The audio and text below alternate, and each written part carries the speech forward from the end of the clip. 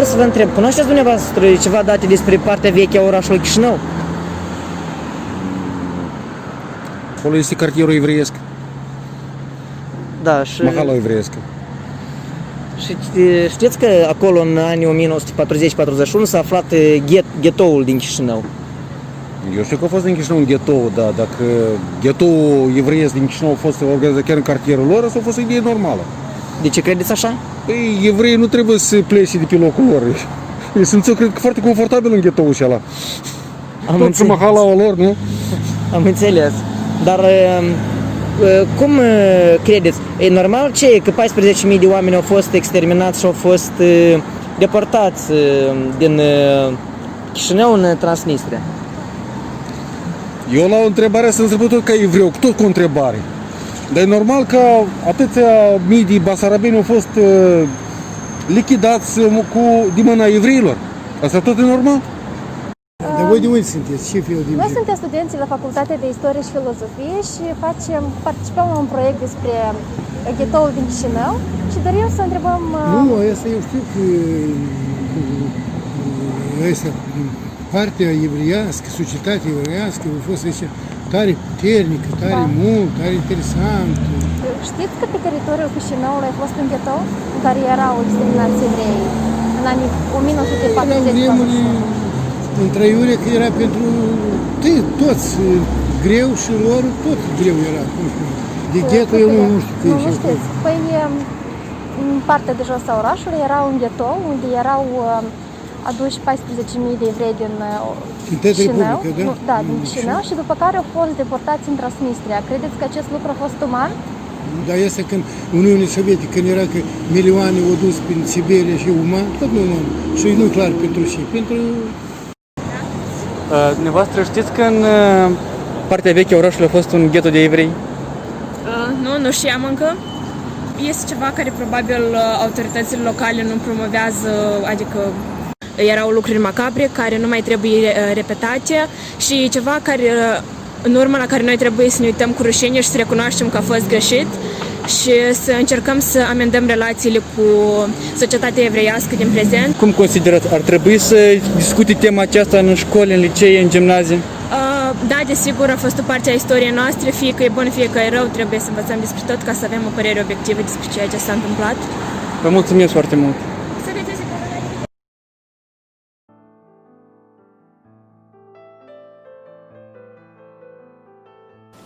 Către sfârșitul secolului al XIX-lea, pe teritoriul Basarabiei locuiau aproximativ 1,5 de evrei, ceea ce constituia 12% din populația de la acea vreme sau aproximativ 40% din populația urbană.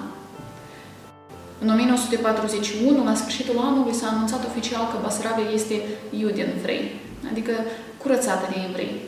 Majoritatea, deși cifrele variază foarte mult, au devenit victime ale acestei mașini de exterminare. Unii evrei din Chișinău au reușit să găsească un refugiu temporar pe teritoriul aflat încă sub controlul sovietic, iar alții s-au retras pe teritoriul Basarabiei rurale. Pe 19 iulie, la doar 72 de ore de la intrarea armatei române și germane pe teritoriul Basarabiei, generalul Voiculescu îi raporta lui Antonescu de faptul că a luat deja măsuri necesare pentru strângerea tuturor evreilor în partea de jos a orașului spre Visterniceni și întrebuințarea tuturor elementelor valide pentru curățarea orașului. Pe 24 iulie, Voiculescu a dat ordin pentru crearea lagărelor în care să fie concentrați toți evreii de la sate, care urmau a fi folosiți la lucruri de reparație a podurilor, drumurilor, săpături sau de alt gen. De asemenea, toți erau obligați în termen de 3 zile să-și declare la primărie profesiile. Ghetoul din Chișinău era unul dintre cele mai mari din țară. Atribuirea adăposturilor nu fusese organizată în prealabil și de asta distribuirea spațiului s-a făcut în temeiul primul venit, primul servit. Cea mai mare parte a clădirilor fuseseră distruse de foc sau de explozii, așa încât supraaglomerarea de la bun început constituia regula. În primele săptămâni de existență a ghetoului, 2 masacre au lipsit deja vulnerabila populație evreiască de o bună parte din semenii apți pentru muncă. unul la Bisterniceni și altul la Ghidighici. Numărul precis al evreilor omoriți în aceste prime zile este incert și pare să nu fie consemnat. Ghetoul din Chișinău nu a fost niciodată privit de autoritățile române ca fiind mai mult decât un lagăr urban de tranzit, asemănător lagărilor înființate în zonele rurale ale Basarabiei. Ghetoul era acolo unde evreii din Chișinău și din zonele învecinate ale orașului puteau fi deținuți până la începutul deportărilor către est, dincolo de Nistru. Ghetoul nu era închis complet. Cu toate acestea, în cele mai multe cazuri, evreii se întorceau, pentru că ghetoul le oferea o siguranță și o speranță de a supraviețui, cum ne spune Irina Șihova. При этом евреи внутри гетто должны были существовать на собственном самообеспечении. То есть это не тюрьма, где заключенных кормят. Это просто некий кусок территории, куда их заселили. Тех, кто способен был, грубо говоря, сам себя прокормить, было около 300 человек. Ну, еще пара тысяч таких вот как бы средних. Больше 3000 вообще за гранью нищеты. Они получали помощь от общины, то есть изнутри, внутренним перераспределением, и в какой-то момент стала поступать помощь от румынской общины. Внутри гетто жило около 1000 или чуть больше 1000 христиан. В гетто оставались несколько кишиневских производств. Через гетто проходила самая удобная прямая дорога на аэропорт. То есть гетто оказалось, в общем, вот так посреди всего и вперемешку со всем остальным Кишиневым. Поэтому оно не было выделено, отделено от нееврейского Кишинева. И с другой стороны, это еще и ответ на вопрос, а знали ли кишиневцы неевреи о том, что происходит в гетто. Конечно, знали, это все происходило у них на глазах. Это было не где-то там вдали за сотни километров, это было прямо здесь, не просто в черте, а в самом центре города. Paza avea un nivel mediocru. Contingentul militar de care dispunea ghetoul era între 80 și 250 de soldați. După câteva vizite în teren, am reușit să stabilim hotarul aproximativ al ghetoului din Chișinău. O importantă sursă pentru noi a fost harta înaintată de comandantul garnizoanei Chișinău, Tudose, prezentată în cartea lui Paul Shapiro. Am suprapus această hartă cu harta contemporană al Chișinăului, adăugând informații din alte cărți, studiind interviurile cu directorul Muzeului Evreiesc din Chișinău, doamna Irina Șihova, dar și hărți vechi ale Chișinăului. De asemenea, am consultat și dinamica denumirilor străzilor din Chișinău, ori acestea s-au schimbat pe parcursul anilor. În partea vestică s-ar fi amplasat strada care acum se numește Petru Rareș. Hotarul estic al ghetoului este amplasat pe strada Sfântul Gheorghe. Hotarul sudic este aproape de centrul orașului Chișinău, mai concret pe strada Alexandru cel Bun, iar restul hotarului sudic pe strada Octavian Goga, care unește străzile Petru Rareș cu Sfântul Gheorghe. Hotarul nordic al ghetoului se amplasa pe râul Bâc, sau strada Albișoara, care este paralelă. În harta înaintată de comandantul garnizoanei Chișinău Tudose, această stradă este denumită drept Oituz. Dar odată ce cuvântul Oituz în limba română arhaică simbolizează râu, interpretarea este evidentă.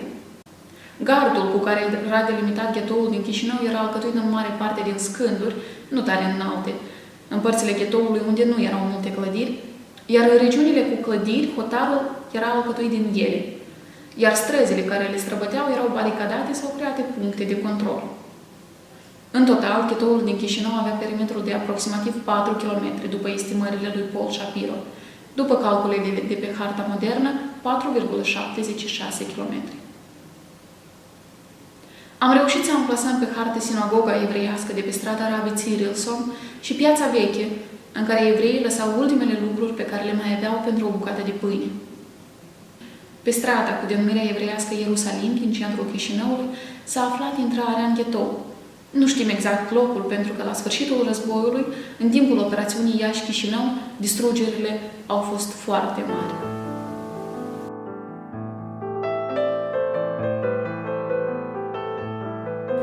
Существовала так называемая еврейское самоуправление, еврейский комитет из 20 человек, это что-то вроде Юденрата, это вот комитет, который был создан по образцу немецких еврейских юденратов, то есть то еврейское самоуправление, которое было организовано оккупационными властями сверху, администрацией гетто. То есть это вот промежуточное звено между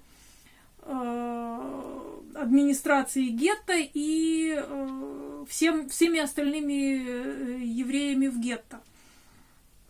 Руководил этим комитетом Гутман Ландау, прекрасный, очень честный, очень порядочный человек, который в какой-то момент, не выдержав давления, покончил с собой, его жена покончила с собой.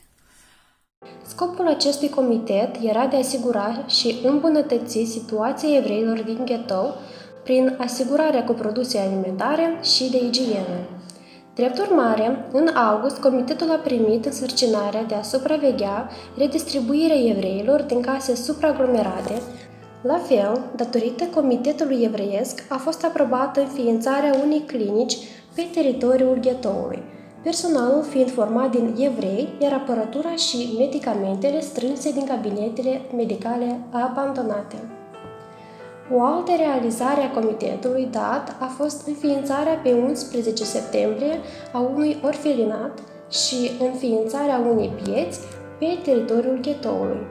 La fel, comitetul evreiesc a încercat să soluționeze problema alimentară din ghetou, asigurând, prin urmare, o cantină pentru 200 de familii ce primeau zilnic o porție de borș cu mămăligă. Cu toate acestea, comitetul evreiesc nu exercita o influență majoră asupra evenimentelor importante, la fel ca alte consilii evreiești din alte ghetouri, condițiile din ghetou degradându-se rapid.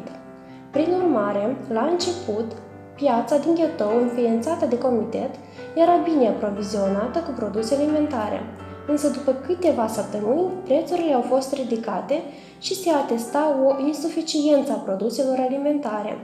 Neavând surse financiare pentru procurarea alimentelor, evreii erau nevoiți să plece la fostele lor locuințe, fiind supravegheați de jandarmi pentru a lua careva lucruri de valoare pe care ar putea să le schimbe pe produse alimentare, lucrul dat nefiind văzut bine de către orășeni. În ciuda faptului că comitetul evreiesc a fost creat, acesta nu a putut să facă față problemelor apărute în ghetou, să îmbunătățească situația lor sau poate chiar să salveze o parte de evrei de la deportare. Concluzia principală care derivă din această abordare este cea cu privire la necesitatea lucrului cu comunitățile locale, la tema recuperării memoriei, colectării informației și atenționării cu privire la mărturiile păstrate, la tema acceptării trecutului comun. Atâta timp cât istoria orașului rămâne o resursă nefolosită, Chișinăul va rămâne un oraș tăcut asupra propriului trecut. Prin proiectul dat am încercat să reînviem interesul populației tinere față de acest compartiment tragic al istoriei Basarabiei, despre ghetoul care a existat pe teritoriul Chișinăului în perioada lunilor iunie și decembrie 1941. Vă îndemnăm să descoperim istoria evreilor din Chișinău.